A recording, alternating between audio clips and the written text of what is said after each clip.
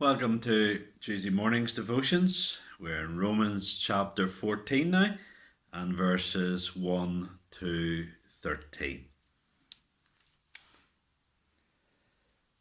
As for the one who is weak in faith, welcome him, but not to quarrel over opinions.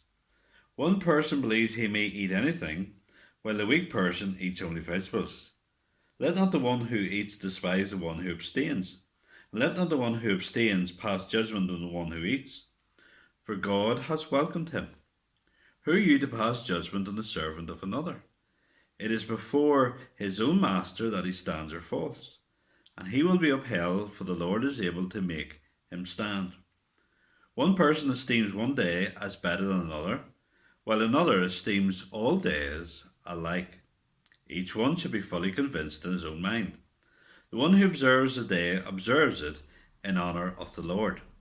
The one who eats, eats in honour of the Lord, since he gives thanks to God, while the one who abstains, abstains in honour of the Lord, and gives thanks to God. For none of us lives to himself, and none of us dies to himself. For if we live to the Lord, and if we die to the Lord. So then, whether we live or whether we die, we are the Lord's. For to this end Christ died and lived again, that he might be Lord both of the dead and of the living. Why do you pass judgment on your brother? Or you, why do you despise your brother? For we will all stand before the judgment seat of God. For it is written, As I live, says the Lord, every knee shall bow to me, and every tongue shall confess to God. So then, each of us will give an account of himself to God. Therefore let us not pass judgment on one another any longer, but rather decide never to put a stumbling block or hindrance in the way of a brother. Amen. I will tell you this today, loving in differences, and Paul in this section is continuing what he has been teaching about love in chapter 13. In the middle of chapter 13, he spoke about how love was fulfilling the law. So it's this theme of love which he is continuing on. And the first thing I want us to see here is gentleness in secondary issues in verses 1 to 6. In the church of Rome that Paul was writing to, there were believers who came from a Jewish background and believers who came from a Gentile background. So from two very different backgrounds. This meant that they would look at certain issues in very different ways. And the two issues causing concern and sadly even division within the church in Rome were the matters of which food were acceptable to take and which days were to be regarded as holy. These differences mainly came from the Jewish food laws and the different Jewish holy days, and which of these were still to be observed. And Paul teaches that believers need to accept that there will be differences over these secondary issues. There will be different viewpoints. And Paul's argument for encouraging a loving and a non-judgment attitude among the Christians, no matter what side of the argument they took, his argument was twofold. First of all, he says, why are you to judge another man's servant? In verse 4 he says that. People will have to give an account to God. God is their master. They will indeed have to give an account to God. So who are you to pass judgment on them? And recognizing, the second thing was recognize that the other person acts for the glory of God as well. Verse 6. So the person who doesn't eat certain fruits, he does that for God's glory. The person who does eat it, he gives thanks and does it for God's glory.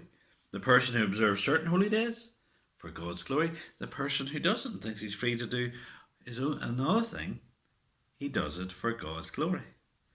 Toleration and gentleness are crucial in the church when differences arise, and we can be far too quick to judge. Now this doesn't mean that we can do just as we wish. He says in verse 5 that everyone needs to be convinced in their own mind. And when there are important issues that people have differences over, you need to read up on those And we're not to be lazy, and we're not just accept what people. We have to look into the arguments ourselves. Take a controversial issue such as what Bible translation we use. When I was assistant in Ballymena years ago, I used an NIV. The church used the NIV I was in, and I came across many people who said that this was so wrong. Well, I looked at the arguments. I read different books, and it was really good. I learned so much about the Bible as I looked at these different arguments and weighed up the different arguments. So someone could take a different position from what I hold, but you need to look at the issues and weigh up the issues and be tolerant when people take different positions. One of the things we need to understand, there's people who take different positions to us who will be better Christians than us. I think the story is told as of John Wesley and there's this rivalry between John Wesley and George Whitefield, or maybe more between their followers. And someone said to Wesley one time, do you think we'll see George Whitefield in heaven? And Wesley says no. And his supporter was sort of rubbing his hands, probably thinking, And then Wesley says this, no, Whitefield will be so close to the throne, we'll hardly get a glimpse of him. And that's a way to speak of your opponent. So gentleness in secondary issues. And then secondly, life and death in Jesus. Paul is teaching here in verses 7 and 8 that believers live and die for Jesus and not for themselves. Whether you live, you do it for yourself. No, you do it for Jesus. If you die, you do it for yourself. No, you do it for Jesus. Your life, your death are all now taken up in Jesus. Jesus died and came to life again for this purpose, to be the master of our lives. He says that in verse 9. Jesus has the right to rule over our lives. It's no longer me that lives, but Christ who lives in me, Paul said to Galatians. And so whether we live or die, we do it for Jesus. So whether we live, which can look at the end of verse 8, is maybe speaking about the freedoms we have, the freedom to eat certain foods or the freedom to do certain things a day. We use those freedoms, we use that life for the glory of God. Whether we die, and we're thinking maybe here the restrictions we take, not eating certain things or not doing certain things certain days, we do it for the glory of Christ. We do it for Jesus. So everything we do, life and death, everything is now about Jesus. That's the crucial thing. Doing it all for Jesus. And having that central thing there in our lives is the most important thing. Secondary issues are not the most important thing. And then the third thing is Jesus is the judge in verses 10 to 13. Paul is emphasizing what he touched on before, that Jesus is the judge and not us. He says this in verses 10 to 11. Jesus is the judge of the other person, not you, not me. We're not the judges. Jesus is the judge. And we rather need to focus and concentrate on the fact that we will be judged ourselves in one day. In verse 12, we will have to give an account. So we should not be going around pointing the fingers at others, because we will have to give an account one day to the Lord. Not pulling people down, but encouraging others to go on should be our focus, he says in verse 13. And be aware that having a very critical spirit towards others who take different viewpoints, particularly a critical spirit towards young Christians, because maybe they take a different issue on Bible translations or head coverings or certain other things. Having a very critical view of them, very harsh view of them, can really cause them to be a stumbling block. And that's dreadful. We're not to do that. We're to be gentle, we're to be loving, we're to encourage our brothers and sisters.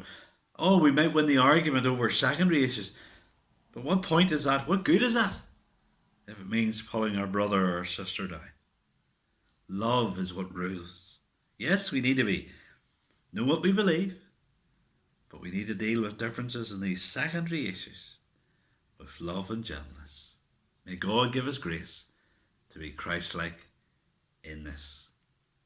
Amen.